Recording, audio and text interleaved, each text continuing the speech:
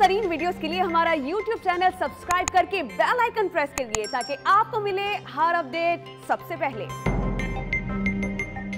लाहौर में इज्तिमाई ज्यादती का शिकार मां बेटी के मुल्जिमान के चुंगल से फरार होने की सीसीटीवी फुटेज सामने आ गई है। क्लोज सर्किट फुटेज के मुताबिक मुतासरा मां बेटी रात 11:42 पर वीराने से भागी।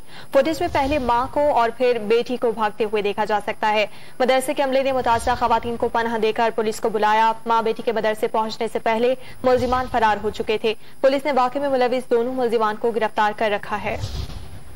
लाहौर में इज्तिमाई ज्यादती का शिकार मां बेटी के मुल्जिमान के चुंगल से फरार होने की सीसीटीवी फुटेज सामने आ गई है। क्लोज सर्किट फुटेज के मुताबिक मुतासरा मां बेटी रात 11:42 पर वीराने से भागी।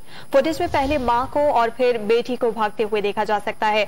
मदरसे के अमले ने मुतासरा खवातीन को पनाह देकर पुलिस को बुलाया। मां बेटी के मदरसे पहुंचने से पहले मुल्जिमान फरार हो चुके थे। पुलिस ने वाकये में मुलविस दोनों मुल्जिमान को गिरफ्तार कर रखा है।